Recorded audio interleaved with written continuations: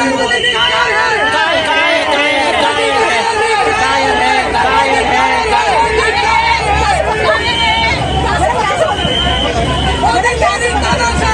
चलेगी, नहीं चलेगी, नहीं चलेगी, नहीं चलेगी, नहीं चलेगी।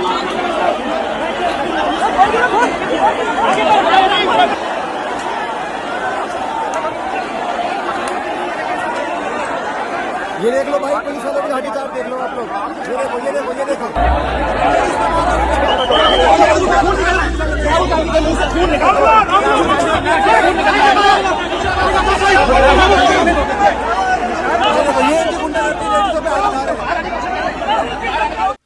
देश लाइव में आपका स्वागत है। मैं हूं सहाल कुरैशी। राहुल गांधी और प्रियंका गांधी के खिलाफ दिल्ली पुलिस ने डीपी एक्ट 65 के तहत मुकदमा दर्ज कर लिया है। यही दिखाता है कि मोदी या तो डरे हुए हैं या बेफिक्रे हैं। हालांकि 12 साल बाद आखिरकार घमंड में चूर जहांपना का घमंड टूट चुका है। देश के युवाओं के समर्थन में जब राहुल गांधी सड़क पर उतरे तो मानो अमित शाह की पुलिस और नरेंद्र मोदी के हाथ पैर फूल गए।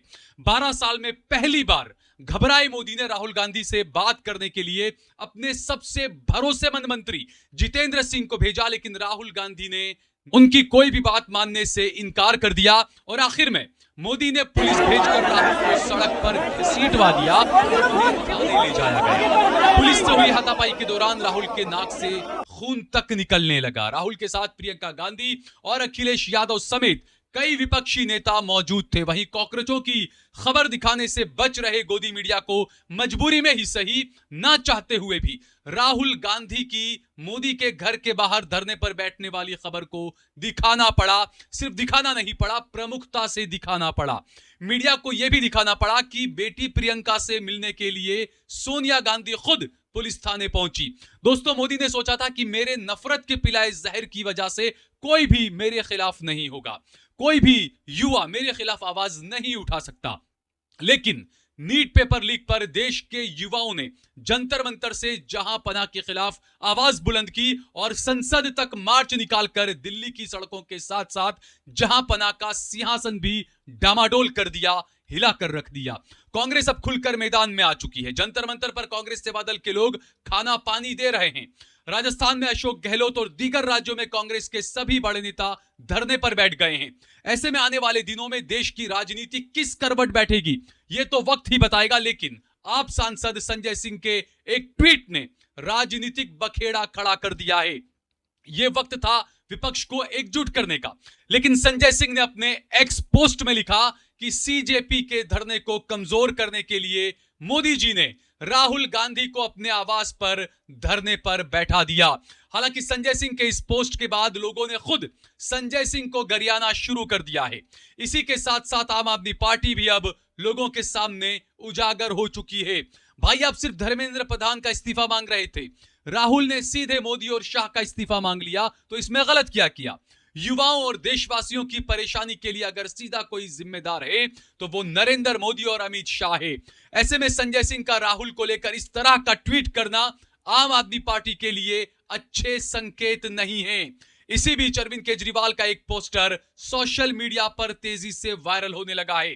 यह पोस्टर पुराना है, जिसमें कहा गया था Modi for PM, Kejriwal for CM.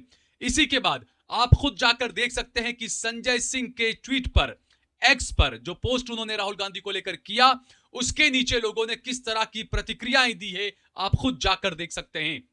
बहरहाल जंतर मंतर पर दोबारा युवाओं का, कॉकरोचों का धरना शुरू हो चुका है। लगातार शिक्षा मंत्री धर्मेंद्र प्रधान के इस्तीफे की मांग की जा रही है। लेकिन इतने बड़े प्रदर्शन होने के बावजूद आखिर मोदी अपनी कैबिनेट से धर्मेंद्र प्रधान को बाहर क्यों नहीं कर रहे हैं, यह सवाल तूल पकड़ रहा है। और पिछले 12 सालों में पहली मर्तबा इतने बड़े पैमाने पर युवा सड़क पर आया है। और सिर्फ देश भर में बात करें, दिल्ली की बात करें, वो समझ में आता है। लेकिन जो आरएसएस की, बीजेपी की प्रयोगशाला है, जो मोदी और शाह का गृह राज्य है गुजरात, वहां पर भी बड़े पैमाने पर युवा सड़कों पर उतरे थे। लेकिन धर्मेंद्र प्रधान का इस्तीफा अब तक नहीं हुआ है। कई सवाल उठ रहे हैं। आइए आपको बताते हैं कि धर्मेंद्र प्रधान आखिर कौन है, उनके बारे में आज हम आपको बताते हैं। 2014 में नरेंद्र मोदी के प्रधानमंत्री बनने के बाद धर्मेंद्र प्रधान उन 7 अहम मंत्रियों में शामिल है जो 2014 और 2019 के बाद लगातार 2024 में तीसरी बार सरकार का हिस्सा बने हैं। इनमें राजनाथ सिंह, नितिन गडकरी, निर्मला सीतारमण, पीयूष गोयल, राव इंद्रजीत सिंह और डॉक्टर जितेंद्र सिंह का नाम शामिल है। गृह मंत्री अमित शाह और एस जयशंकर भी धर्मेंद्र प्रधान समेत 7 नेताओं के बाद में मोदी सरकार का हिस्सा बने। वो अब तक कई अहम विभाग संभाल चुके हैं। 12 साल से मंत्री हैं धर्मेंद्र प्रधान। 2014 से 2021 तक पेट्रोलियम और प्राकृतिक गैस मंत्री रहे। इस दौरान बताया जाता है कि अदानी अंबानी के काफी करीब रहे। 2017 से 2024 कौशल विकास और उद्यमिता मंत्री रहे। 2019 से 2021 में इस्पात मंत्री रहे और 2021 से अब तक वो शिक्षा मंत्री हैं। अगर मोदी सरकार में शिक्षा मंत्रियों के कार्यकाल की बात करें तो स्मृति ईरानी 2 साल 36 दिन, प्रकाश जावड़ेकर 2 साल 329 दिन, रमेश पोखरियाल निशंक 2 साल 38 दिन, धर्मेंद्र प्रधान 5 साल 13 दिन, यानी कि 7 जुलाई 2021 से 21 जुलाई 2026 तक अभी तक धर्मेंद्र प्रधान देश के शिक्षा मंत्री हैं।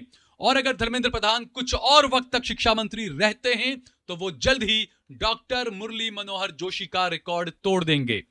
मुरली मनोहर जोशी अटल बिहारी वाजपेयी सरकार में तकरीबन 6 साल 2 महीने यानी 1998 से लेकर 2004 तक इस पद पर रहे, यानी कि शिक्षा मंत्री के पद पर। मुरली मनोहर जोशी को क्रॉस करने के बाद उससे आगे मौलाना अब्दुल कलाम आजाद, अर्जुन सिंह, के.एल. श्रीमाली रह जाएंगे। अर्जुन सिंह 2 कार्यकाल को मिलाकर कुल 8 साल 183 दिन तक शिक्षा मंत्री रहे, जबकि श्रीमाली 5 साल 280 दिन तक शिक्षा मंत्री रहे। अगर इस्तीफा नहीं हुआ तो श्रीमाल का रिकॉर्ड भी धर्मेंद्र प्रधान अगले महीने तोड़ देंगे। कहा जा रहा है कि सरकार को अपने आंकलन में फिलहाल उतना कोई बड़ा नुकसान होता नहीं नजर आ रहा है। मॉनसून सत्र जरूर चल रहा है लेकिन कोई चुनाव सिर पर नहीं है, इसीलिए धर्मेंद्र प्रधान से इस्तीफा नहीं लिया जा रहा है। लेकिन सवाल यह भी उठ रहा है कि जिस तरीके से गुजरात में और दिल्ली में युवा सड़कों पर उतरे, यह कहीं ना कहीं इंटेलिजेंस की बड़ी नाकामी है। सरकार हो सकता है कि इंटेलिजेंस के इस फेलियर पर रिपोर्ट मांगे कि आखिरकार युवाओं का हुजूम सड़कों पर उतरा, जिसके बारे में नरेंद्र मोदी, अमित शाह, बीजेपी और सरकार ने कभी सोचा तक नहीं था। इतना बड़ा हुजूम आखिरकार किस तरीके से संसद तक पहुंच गया, इतना बड़ा हुजूम युवाओं का आखिरकार किस तरीके से गुजरात की सड़कों पर उतर आया। दूसरी बात यह कि धर्मेंद्र प्रधान कोई आयातित नेता नहीं है। वो एबीवीपी से बीजेपी में आए हैं, भारतीय जनता पार्टी युवा मोर्चा के अध्यक्ष रहे हैं और अगर उनका इस्तीफा होता है तो पीएम मोदी के अब तक के कार्यकाल में पहली बार विपक्ष या कॉकरोच जनता पार्टी को समर्थन देने वाले दलों को मनोवैज्ञानिक लाभ मिलेगा। राजनीतिक विश्लेषकों का कहना है कि अगर धर्मेंद्र प्रधान का मंत्रालय बदला गया या उनका इस्तीफा हुआ तो राष्ट्रीय स्वयंसेवक संघ, एबीवीपी, बीजेपी और पीएम मोदी के लिए असहज स्थिति का निर्माण होगा और 2029 की डगर में भी रोड़े बिछ जाएंगे। बहरहाल देखते हैं कि देश में युवाओं के गुस्से को मोदी आखिर किस हद तक ले जाते हैं। लेकिन यह भी याद रखा जाना चाहिए कि कल तक जो युवा मोदी मोदी करता था वो युवा अब खुलकर मोदी सरकार के खिलाफ सड़क पर है और अगर युवाओं के सब्र का बांध टूटा तो फिर भारत को बांग्लादेश और श्रीलंका बनने से कोई नहीं रोक पाएगा। आप इस पूरे मामले को कैसे देखते हैं यह हमें कमेंट बॉक्स में जरूर लिखकर बताइए। आखिर में आप लोगों से एक छोटी सी अपील, देश लाइव की स्वतंत्र पत्रकारिता आपके सहयोग से चलती है।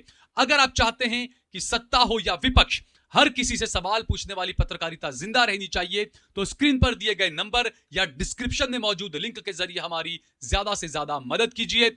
मैं हूं आपका दोस्त सहल कुरैशी। फिलहाल मुझे दीजिए इजाजत। जय भारत, जय हिंद।